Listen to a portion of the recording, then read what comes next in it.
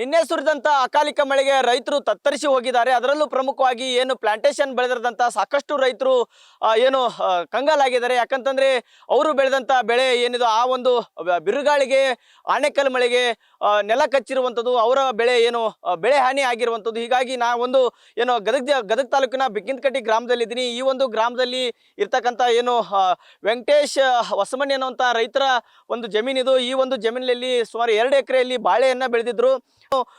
ಈಗ 8 ತಿಂಗಳಿಂದ ಬೆಳೆದಂತ ಈ ಒಂದು ಬಾಳೆ ಈಗ ಇನ್ನು 3 ತಿಂಗಳಲ್ಲಿ ಒಂದು ಫಸಲು ಕೂಡ ಕೊಡುವಂತ ಸಂದರ್ಭದಲ್ಲಿ ಈಗ ಅಕಾಲಿಕ ಮಳೆಯಿಂದಾಗಿ ಸಂಪೂರ್ಣವಾಗಿ ಏನು ಬಿರುಗಾಳಿ ಬಿಟ್ಟಂತ ಸಂದರ್ಭದಲ್ಲಿ ರಾತ್ರಿ ನೆಲ ಕಚ್ಚಿರುವಂಥದ್ದು. ಅಂದ್ರೆ 2 ಎಕರೆಯಲ್ಲಿ ಬಾಳೆ ಬೆಳೆದ್ರು, ಇನ್ನು 2 ಎಕರೆಯಲ್ಲಿ ಪಪ್ಪಾಯನ್ನ ಬೆಳೆದ್ರು.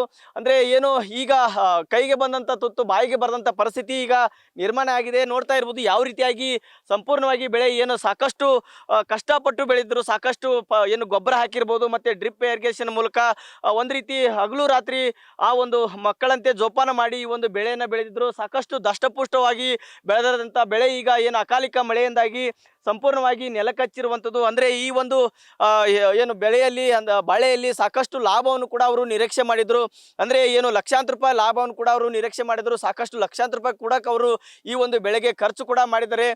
ಜೊತೆಗೆ ಏನು ತೋಟಗಾರಿಕೆ ಇಲಾಖೆಯವರು ಕೂಡ ಇದಕ್ಕೆ ಸಹಾಯಧನ ಕೂಡ ಕೊಟ್ಟಿದ್ರು. ಜೊತೆಗೆ ಈಗಾಗಲೇ ಪಕ್ಕದಲ್ಲಿ ಏನು ಪಪ್ಪಾಯನ್ನು ಕೂಡ ಬೆಳೆದ್ರು. ಆದರೆ ಎರಡೂ ಕೂಡ ಈಗ ಏನು ಈ ಒಂದು ಅಕಾಲಿಕ ಮಳೆಗೆ ನೆಲಕಚ್ಚಿ ಸಂಪೂರ್ಣವಾಗಿ ನಾಶ ಆಗಿರುವಂಥದ್ದು. ಹೀಗಾಗಿ ಆ ಒಂದು ಬೆಳೆಯ ಬೆಳೆದಂಥ ಮಾಲೀಕರು ಕೂಡ ನಮ್ಮ ಜೊತೆಗಿದ್ದಾರೆ. ಅವ್ರನ್ನು ಕೂಡ ಮಾತಾಡ್ಸ್ತಾ ಹೋಗ್ತೀನಿ. ಸರ್, ಏನಾಗಿದೆ ಸರ್ ಪರಿಸ್ಥಿತಿ, ಯಾವ ರೀತಿಯಾಗಿದೆ ಇದು?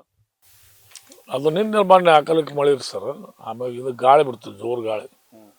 ಜೋರು ಗಾಳಿ 10 ಮಿನಿಟ್ ಗಾಳಿ ಬಂದು ಬಿಡ್ತಾರೆ. ಇಷ್ಟು 10 ಮಿನಿಟ್ ಗಾಳಿ, ದೊಡ್ಡ ಗಾಳಿನ 7 ತಿಂಗಳು ಆತ್ರಿ ಬೆಳೆದು. ನಾವು 8 ತಿಂಗಳು ಆತು. ಇನ್ನೊಂದು 3 ತಿಂಗಳಿಗೆ ಬರ್ತೈತೆ ಫಸಲು. ಒಂದು 4-5 ಲಕ್ಷ ರೂಪಾಯಿ ಖರ್ಚಾಗ್ಯವು.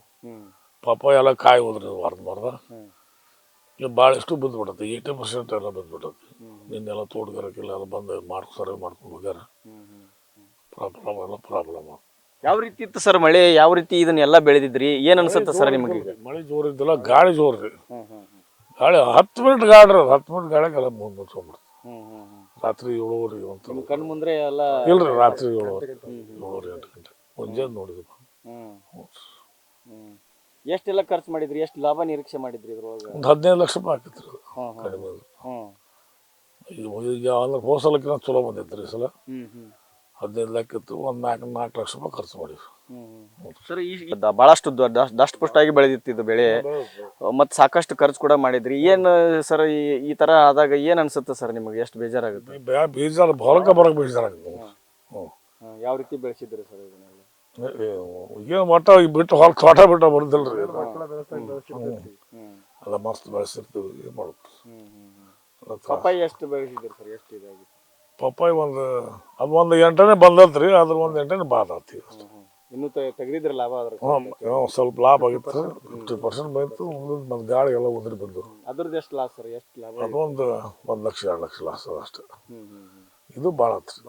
ಬಾಳೆದ ಭಾಳ ನಿರೀಕ್ಷೆ. ಬಾಳೆದ 15 ಲಕ್ಷ ರೂಪಾಯಿ ಲಾಸ್ ಕಡಿಮೆ. ಈಗೇನಂತಾರೆ ಸರ್ ಇವ್ರು ತೋಟಗಾರಿಕೆ ಇಲಾಖೆಯವರು? ಪರಿಹಾರ ಕೊಡಿಸ್ತೀವಿ ಅಂತಾರೆ. ನೋಡ್ರಿ ಸರ್ಕಾರದ ಎಷ್ಟು ಕೊಡಿಸ್ತಾರೆ ಯಾರಿಗೆ ಗೊತ್ತಿಲ್ಲ. ಹಿಂದೊಮ್ಮೆ ಯಾವಾಗೂ ಆಗಿರ್ಲಿಲ್ಲ ಆಗಿಲ್ರಿ, ಒಟ್ಟು ಆಗಿಲ್ಲ. ಫಸ್ಟ್ ಏನ್ ಸರ್ ಮಳೆ ಏನಿದೆ? ಯಾವ ತರ ಯಾವ ಮಳೆ? ಈ ಮಳೆಗಾಲ ಅಲ್ರಿ ಇದು. ಸುಮ್ಮನೆ ಬಂದ್ ಮಳೆ ಗಾಳಿ ಬಂದ್ಬಿಡ್ತು. ಮಳೆಗಾಲ ಬ್ಯಾಸಿಗೆ ದುರ್ಬೇಸಿಗೆ. ಬ್ಯಾಸಿಗೆ ಆಗ್ರಿ. ಇನ್ನೂ 2 ತಿಂಗಳು ಬ್ಯಾಸಿಗೆ ಇದಲ್ರಿ. ಬ್ಯಾಸಿಗೆ ಬಂತು. ಇದಿಷ್ಟು ರೈತರು ಹೇಳ್ತಾ ಇರುವಂಥದ್ದು. ಸುಮಾರು 15 ಲಕ್ಷ ರೂಪಾಯಿ ನಾವು ಈ ಒಂದು ಬೆಳೆಯಲ್ಲಿ ಏನು ಲಾಭವನ್ನು ನಿರೀಕ್ಷೆ ಮಾಡಿದ್ವಿ. ಆದರೆ ಅಕಾಲಿಕ ಮಳೆಯಿಂದಾಗಿ ನಮ್ಮ ಎಲ್ಲ ಆಸೆಯನ್ನು ನಿರಾಶೆ ಮಾಡಿದೆ. ಹೀಗಾಗಿ ಅಧಿಕಾರಿಗಳು ಕೂಡ ಬಂದು ಭೇಟಿ ಕೊಟ್ಟು ಹೋಗಿದ್ದಾರೆ, ಪರಿಶೀಲನೆ ಮಾಡಿದ್ದಾರೆ. ಏನು ಪರಿಹಾರ ಕೊಡ್ತೇವೆ ಅಂತ ಹೇಳಿದರೆ ನೋಡಬೇಕು ಅನ್ನೋಂಥ ಮಾತನ್ನು ಹೇಳ್ತಾ ಇದ್ದಾರೆ. Suresh Kadlimitti, news first, Gadag.